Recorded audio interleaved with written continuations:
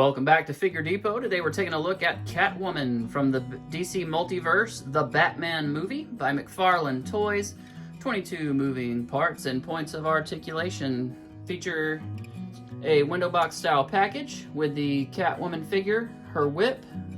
We get a circle base and we get the trading card. And the trading card features this artwork image from the back here.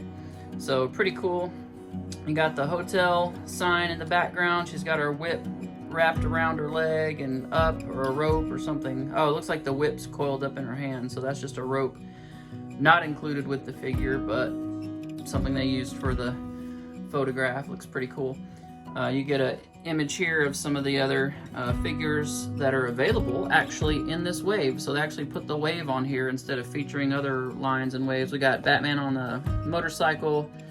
We got, looks like Riddler, Penguin, and Battison. So, very dark images. A little hard to see. Here's the barcode. If you're trying to track her down, Walmart's got like tons of displays right now, so it shouldn't be too hard to find her in the wild. All right, here's everyone's favorite cat burglar out of the package. Looking fantastic. Really cool design. I'm not wild about the head. That's probably the only thing that I'm like, meh. The little floppy kind of cloth ears just doesn't really do anything for me. I understand it's real world, and so this is what it would, you know, be the real world approximation, so I get it. And this would actually be a great base figure if you wanted to do a custom Catwoman and actually, you know, just do a different head sculpt. So even if the head sculpt bothered you, you know, there's ways around that. But I've been hoping we would get a good Catwoman figure from McFarlane, so I guess the movie was a good excuse for them to crank one out. The details on it look very consistent with what we expect to see in the film, so that's cool.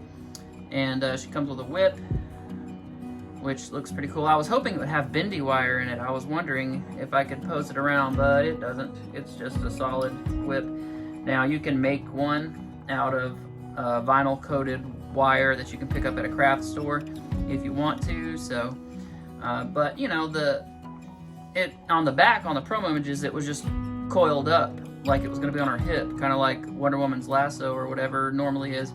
But they went ahead and updated the design for the release and made it this kind of flowing open look. So that's pretty cool. I definitely like it. I think it looks good. But yeah, not too shabby. Here's a little closer look. And you can see she is sporting the side eyes.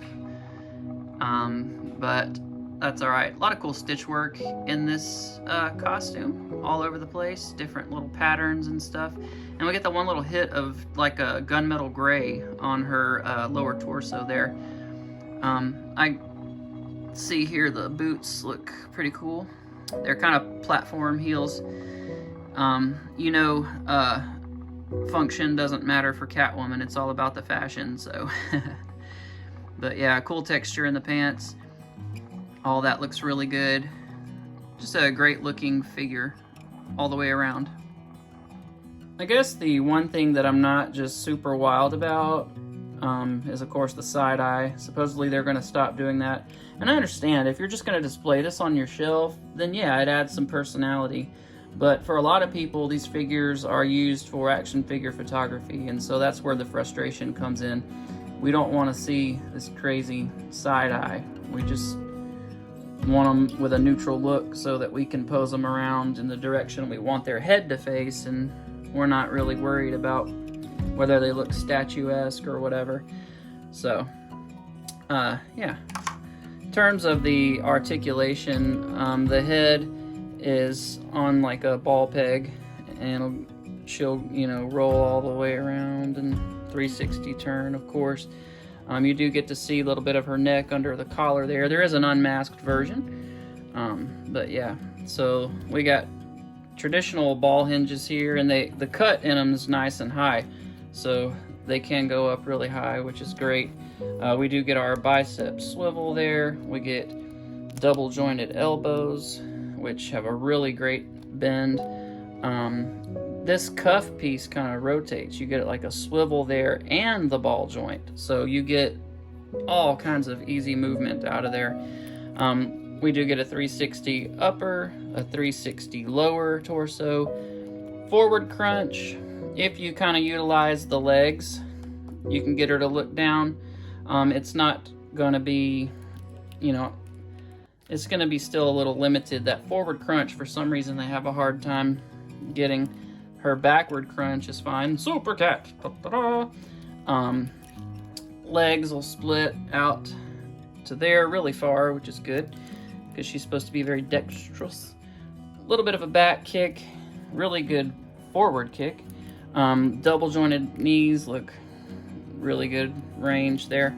And we do get the little swivels back and forth right there. Then of course we got these massive ball hinge. I just wish they would get away from the ball joints. It just doesn't look good. Range is good, but it just doesn't look good to me.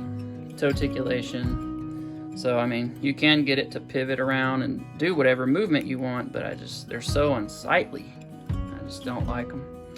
Not that you could tell, because I don't talk about it in every McFarlane review I do. But yeah, great range of motion for this figure. For some size comparisons, here she is with the Mattel Wonder Woman from the Dark Knight Returns action figure wave, and then we have Carrie Kelly Robin from McFarlane in the also their Dark Knight Returns iterations, and she's meant to be a much smaller figure, of course. She's just a child, young teen, etc. So makes sense that she's smaller. Interesting that we're getting the bat, the cat, and the bird like we did in Batman Returns here in this Batman movie coming out now.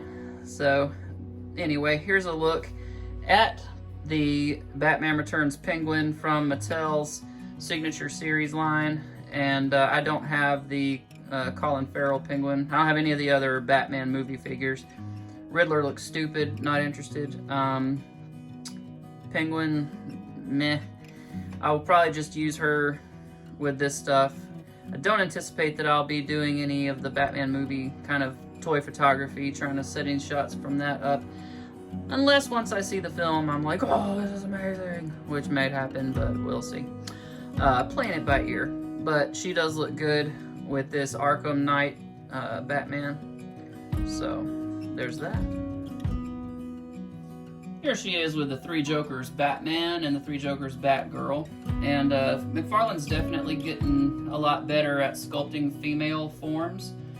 If you remember the Wonder Woman from the first release for her, I think for the Wonder Woman film, and also the Justice League, kind of a crossover figure she was. The legs looked like random like cylinders. They had no shape to them at all, but we can see they've definitely improved in that regard, and she looks really good. And so did the Batgirl. I was very pleased with Batgirl. They're roughly the same size, although the abdominal section is longer on Batgirl than it is on Catwoman, which makes her just a little bit taller. And I think the lower leg portions are a bit longer as well, which is also what gives her just a little bit more height. And here she is with a Year 2 Batman and a DC Direct Public Enemies Wonder Woman. The Wonder Woman is obviously a 6-inch scale figure, so that's why she's shorter. And then we have our Batman, of course, is McFarlane, so geared more to 7-inch. And I think those two scale really well together. And here she is with a DC Universe Classics Wonder Woman and a DC Universe Classics Batman. And you can see she's very tall. Even though she's a smaller McFarlane figure, she's still a bit too tall to work in conjunction with this line. And just for fun, for a couple Marvel Legends comparisons, here she is with She-Hulk and Iron Man. Final thoughts, fun figure, good looking figure, very articulate figure, poses well. very good likeness to the film. So an all-around great figure. Definitely recommend it. It's definitely a must-have pickup if you're a DC collector, if you're a Catwoman person.